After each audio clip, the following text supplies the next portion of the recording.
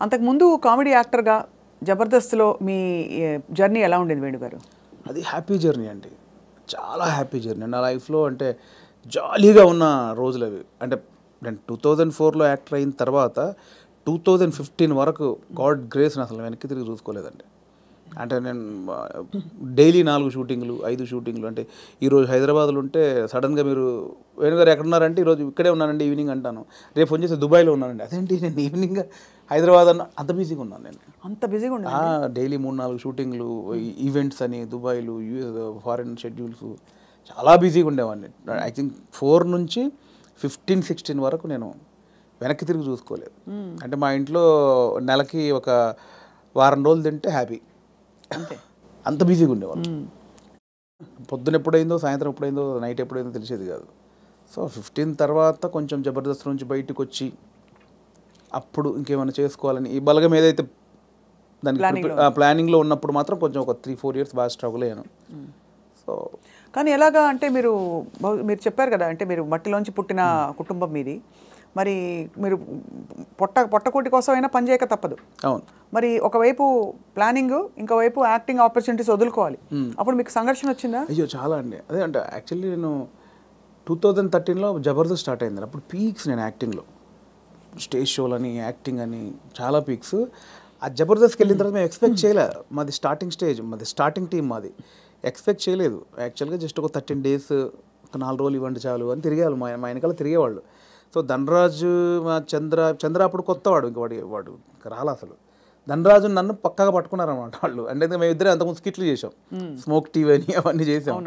So వీళ్ళని పట్టుకోవాలని చాలా పట్టుకున్నారు. నేను కన్విన్స్ అవ్వాల, ఎందుకంటే సినిమా నేను అప్పట్లో కొంచెం టీవీకి వెళ్తే సినిమాకి రాలేరేమో అనేది ఉంది.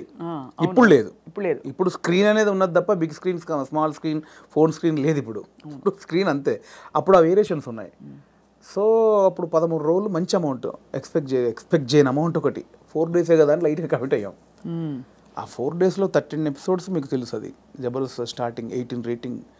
అంటే గురువారం వస్తే వెయిట్ చేసేవాళ్ళు, గురువారం కోసం ఒక టీవీ షో కోసం వెయిట్ చేసేవాళ్ళు. సో 13 days తర్వాత మళ్ళీ బతిలాడి ఇప్పుడు అనుకున్న అమౌంట్ కంటే డబుల్ పెంచారు.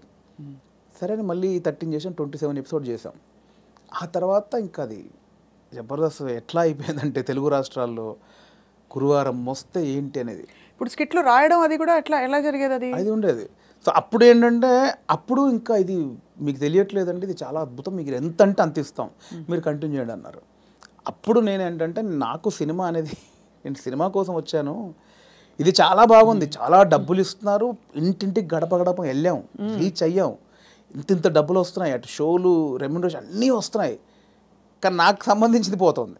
అవును, నేను సినిమా అనుకున్నాను, దీనికోసం రాలేదు, ఇటు పోతే నా సినిమాకు దూరం అవుతాను, దీని బయటకు వచ్చాను అండి. అబ్బా చాలా పెద్ద ఇదండి. మామూలుగా సెటిల్ అయిపోతాం మనం, పైసలు వస్తున్నాయి కదా ఎందుకు బై నీకు అందుకని బయటికి వెళ్ళాక 1.5 year తర్వాత ఇది రైజ్ అయిపోయింది. అంటే ఇంటర్నెట్ ఫ్రీ అయిపోయి ప్రతి ఒక్కరికి సెల్ ఫోన్ చేతిలోకి వచ్చేసి ఇది వైరల్ అయిపోయింది. అప్పుడు ఏమైంది, నేను జబర్దస్త్ కొన్ని చేశాను కాబట్టి సినిమాలో కొంచెం దూరం అయిపోయా, టీవీకి వెళ్ళడం వచ్చేసి. అవును ఇది వచ్చేసిందని నేను దాన్ని పక్కన పెట్టేసి సినిమాకి వచ్చేసరికి ఇది పక్కకు పెట్టేశారు. అరే ఇలా అయింది ఏంటి అని కసిలో మళ్ళీ ఒక 1 year చేసాం. అవును, మీరు తిరిగి వచ్చినప్పుడు అయితే వెల్కమ్గా తీసుకున్నారు మిమ్మల్ని, తీసుకున్నారు. మళ్ళీ 1 year చేసిన తర్వాత అప్పుడు ఇంకా మైండ్లో డబ్బు అని మళ్ళీ ఇటు వెళ్ళినోని మళ్ళీ ఇటు వచ్చా, ఇక్కడ మళ్ళీ డబ్బు కోసం వచ్చా, బట్ లోపల మాత్రం ఇది కాదని నన్ను వేధిస్తుంది అనమాట. మళ్ళీ బయటకు వచ్చాను. ఆ మళ్ళీ బయటకు వచ్చిన తర్వాత 2015 మిడ్లో బయటకు వచ్చామండి. అప్పటి నుంచి అరాకొర అప్పటి నుంచి స్ట్రగుల్ స్టార్ట్ అయింది. ఆ 15 మిడ్లోంచి 2020 వరకు ఆ 4 years ఇటు లేక అటు లేక ఆ 4 years బాగా స్ట్రగుల్ అయ్యాను. అది మేజర్ నా కెరియర్లోనే వెరీ బ్యాడ్ పీరియడ్.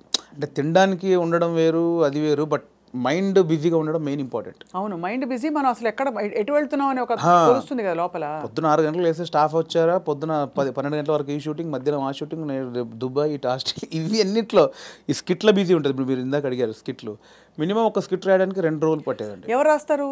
నేను, నా టీమ్ మెంబర్స్, ఎవరైనా ఒక రైటర్, అంటే మనకు సింక్లో ఉన్న మెయిన్ టీమ్ లీడర్ దగ్గరనే ఉంటుందండి. ఇంప్రూవ్ అని ఉంటుందండి యూఎస్లో, అంతా ఉంటుంది. ఇది 100% ఇంప్రూవేషనే స్క్రిప్ట్ అండి, స్క్రిప్ట్ రైటింగ్ ఏ ఉండదు. సో మీకు దానికి నేపథ్యం మీరు Depends థియేటర్కి అది. వెళ్ళారా? థియేటర్కి వెళ్ళారా? థియేటర్ ఏం లేదంటే నాకు థియేటర్ ఎక్స్పీరియన్స్ లేదు, జస్ట్ మీరు చూసి నేర్చుకున్నవి అంతే ఇవన్నీ. అంతే. ఎందుకంటే ఇప్పుడు బాడీ మనం లాంగ్వేజ్, కూర్చున్నామండి, టైమింగ్. ఇప్పుడు పాయింట్ ఎట్లా వస్తే మనం కూర్చున్నాము, లేట్ అవుతుంది, ఈ లేట్ అయిన గ్యాప్లో ఏం చేద్దాం అని ఒక థాట్, ఏం చేయొచ్చు అని కూర్చొని మాట్లాడుకోవడం. అలా మాట్లాడుకుంటే ఏదో జోకులు వస్తూ ఉంటాయి. ఓ బంచ్ ఆఫ్ జోక్స్ వచ్చాక అసలు దీనికి ఏంటి కంటెంట్ ఏంటి, కథ ఏంటి, ఓ ఇలా వచ్చాడు, ఓ మిడ్లో గొడవ జరిగింది, లాస్ట్లో ఆ గొడవ పడి సారీ చెప్పాడు, ఓ స్టార్ట్, ఓ మిడ్, ఎండ్, ఏం చేయొచ్చు దీనికి. అలా కూర్చి స్కిట్ రాయడమే, అలా టీం అంతా రాయడం, ఆలోచన ఎక్కడైనా పాయింట్ వస్తుంటుంది. అది టైమింగ్ ఎడిటింగ్లో అసలు అంటే మా టైంలో అయితే ఎడిటింగ్ సెన్స్ లేకుండానే దింపేసేవాళ్ళం అండి. నింపేశారు. ఇప్పుడు ఎలా ఉందో నాకు తెలియదు.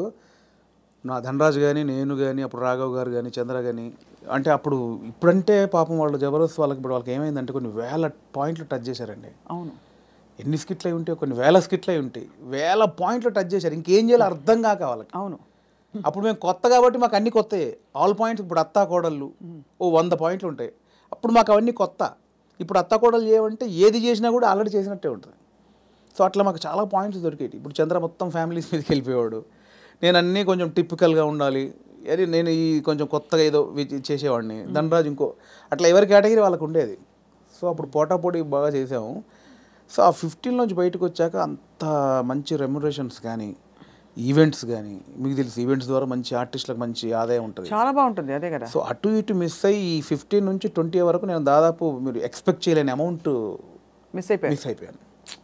సో ఆ లోపల అది ఉంటుంది, అది బాధ అనమాట, తిండికి బాధ కాదు. అనవసరంగా దాంట్లోంచి బయటకు వచ్చావు, ఇప్పుడు ఇంత పోయింది, ఇప్పుడు ఇది లేదు అది లేదు. ఇప్పుడు మన బతుకులకి నువ్వు వచ్చిన నేపథ్యానికి అది చాలా పెద్ద అమౌంట్. దాన్ని మిస్ అయిపోయామే, తప్పు చేసామా, ఒప్పు చేసామా, అనవసరంగా సినిమాని ఓ పెద్ద బిల్డప్ ఇచ్చుకొని బయటకు వచ్చావు, ఇక్కడ ఇది లేదు, అక్కడ అంతా సాలిడ్ అమౌంట్ మిస్ అయిపోయి ఏంట్రా తప్పు చేసామనే గిల్ట్ ఒకటి ఉంటుంది చూసారా, ఆ గిల్ట్ ఎక్కువ పోయినా అనమాట. అవును, లక్షల సంపాదన వదులుకోవడం అంటే ఈజీ విషయం కాదు. అండ్ ఇప్పుడు పొద్దున్న లేవగానే ఇంకొకటి అండి, ఒక బిజీ పర్సన్ మీరు ఉన్నారు స్వప్న గారు అంటే, మీరు ఇంకా మిమ్మల్ని కట్టేసినా కూడా మీరు ఆగలేరు, ఎందుకంటే మనకి అంత ఉంది, అంత పని చేసేవాళ్ళు పొద్దున్న లేవగానే మనం ఏం పని లేదంటే ఎలా ఉంటుంది. అదే బిగ్గెస్ట్ కామెడీ స్కిట్లా ఉంటుంది. అంతే, అది దానంత నరకం ఉండదు. పొద్దున్న లేవగానే ఆ స్కిట్, షూటింగ్, అట్ట ఇట్ట మైండ్ అలా పెట్టే మైండ్కి ఏమీ లేదంటే అది దానంత నరకం ఇంకోటి ఉండదు. అలా ఒక 3 సంవత్సరాలు ఫేస్ చేసిన తర్వాత ఆ ఫ్రస్ట్రేషన్లోంచి వచ్చిన ఐడియానే బలగం. అంటే ఇన్ని రాసాము, నేను చాలా సినిమాలకు, అంటే చాలా సినిమాలు కాదండి, నా ఫ్రెండ్స్ డైరెక్ట్ చేస్తా ఉంటే వాళ్ళకు నేను సబ్జెక్ట్లో కూర్చునేవాడిని, కామెడీ ట్రాక్స్ రాసి ఇచ్చేవాడిని. అండ్ సినిమాలో మేము కామెడీ సినిమా షూటింగ్ చేస్తూ ఉంటే ఏదైనా మనం ఇంప్రూవ్ చేసిన పంచ్ ఉంటుంది, అది స్క్రీన్లో చూస్తే పేలింది అంటే నాకు ఆలోచించే ఉంది. ఇప్పుడు స్కిట్లు నేను ఆల్మోస్ట్ 100 స్కిట్లు రాసా, వర్కౌట్ అయినా చాలా, అంటే నా ఆలోచన నుంచి పుట్టినాయి కదా. సో నాకు నేను ఎందుకు చేసుకోకూడదు, అంటే ఎప్పుడు ఒక అవకాశం ఒకరు ఇస్తారు, డెఫినెట్లీ అందరు ఇస్తేనే ఇక్కడ దాకా వచ్చాను. బట్ ఇప్పుడు ఇంత మనకు ఒక నాలెడ్జ్ వచ్చిన తర్వాత కూడా వెయిట్ చేయడం ఎందుకు అనేది ఆ 3 సంవత్సరాలు వచ్చిన ఇది. అక్కడ సరే నేనే హీరోగా చేసుకుందాం, నేనే రాసుకుందాం, నాకు ఒక కథ రాసుకుందాం, నన్నే ఇలా ప్రజెంట్ చేసుకుంటే దాన్ని చూసి వేషాలు వస్తాయి మళ్ళీ అనే దాంట్లో నేనే ఒక పాయింట్ అనుకుందామని స్టార్ట్ చేసిన జర్నీ. ఒక 3-4 పాయింట్లు అనుకొని అవన్నీ రెగ్యులర్గా ఉన్నాయి. ఇలా అయితే నన్ను ఎందుకు చూస్తారు, చాలామంది అలా వస్తున్నారు కదా, నన్ను చూడాలంటే మళ్ళీ నేను కొంచెం బ్యాక్వర్డ్ అయి ఉన్నాను, ఇప్పుడు నన్ను కొత్తగా చూడాలి, కంప్లీట్ ఆపోజిట్గా చూడాలి, అది ఏం చేయొచ్చు, చాలా సాహసోపేతమైన జర్నీ అది. అలా ఏం చేయొచ్చు అన్న పుట్టినప్పుడు థాటే ఒక చావులో ఎలా ఉంటుంది అంటే, నేను మా నాన్న జరిగిపోయినప్పుడు ఉన్న సిచ్యువేషన్స్ అన్నీ ఫనీగా చూసాను. ముందు ఎమోషన్ కాదు, అది ముందు ఫనీగా చూశాను.